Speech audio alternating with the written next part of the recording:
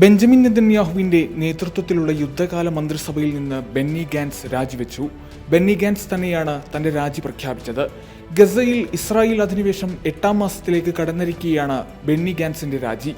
രാജിവെച്ച ശേഷം ഗാൻസ് നെതന്യാഹുവിനെതിരെ രൂക്ഷ വിമർശനവും ഉന്നയിച്ചു. ജനങ്ങളുടെ വിശ്വാസം നേടിയെടുക്കാനും വെല്ലുവിളികളെ നേരിടാനും കഴിയുന്ന ഒരു സർക്കാർ വരണമെങ്കിൽ തെരഞ്ഞെടുപ്പ് നടത്തണമെന്ന് ഗാൻസ് തുറന്നടിച്ചു. യഥാർത്ഥ വിജയത്തിലേക്ക് മുന്നേറുന്നതിൽ നിന്ന് നെതന്യാഹു ഇസ്രായേലിനെ തടയുകയാണെന്ന് ഗാൻസ് ആരോപിച്ചു.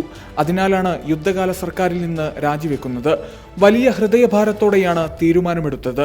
പ്രതിഷേധം പ്രധാനമാണെന്നും എന്നാൽ അവ നിയമപരമായ രീതിയിൽ വേണമെന്നും ഗാൻസ് പറഞ്ഞു. വിദ്വേഷം പ്രോത്സാഹിപ്പിക്കരുത്.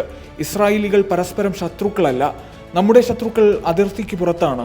നമുക്ക് വേണ്ടത് സത്യവും യാഥാർത്ഥ്യബോധത്തോടെയുമുള്ള ഐക്യമാണെന്നും അല്ലാതെ ഭാഗികമായ ഐക്യമല്ലെന്നും ഗാൻസ് വ്യക്തമാക്കി. പൊതുസമ്മതത്തോടെ തെരഞ്ഞെടുപ്പ് തീരുമാനിക്കാൻ താൻ നെതന്യാഹുവിനോട് നേരിട്ട് ആവശ്യപ്പെട്ടിട്ടുണ്ടെന്നും ഗാൻസ് വ്യക്തമാക്കി.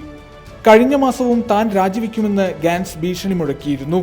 മുൻ പ്രതിരോധ മന്ത്രിയും മുൻ ആർമി ജനറലുമായ ബെന്നി ഗാൻസ് ഇസ്രായേൽ റെസിലിയൻസ് പാർട്ടിയുടെ നേതാവാണ്. 2019-ലും 2020-ലും നടന്ന തെരഞ്ഞെടുപ്പിൽ ഒരു രാഷ്ട്രീയ പാർട്ടിക്കും ഭൂരിപക്ഷം ലഭിക്കാത്ത സാഹചര്യത്തിൽ രാഷ്ട്രീയ എതിരാളിയായ ബെന്നി ഗാൻസുമായി ചേർന്ന് നെതന്യാഹു സഖ്യ സർക്കാരിന് രൂപം നൽകുകയായിരുന്നു. തുടർന്ന് ബജറ്റ് പാസാക്കുന്നത് സംബന്ധിച്ച അഭിപ്രായ ഭിന്നതയിൽ സർക്കാർ നിലംപതിച്ചു. കോവിഡ് വ്യാപനത്തിന്റെ സാഹചര്യത്തിൽ 2021-22 ബജറ്റ് പാസാക്കണമെന്ന് ഗാൻസിന്റെ ആവശ്യം നെതന്യാഹു നിരസിക്കുകയായിരുന്നു. ന്യൂസ് ഡെസ്ക്, സുപ്രഭാതം.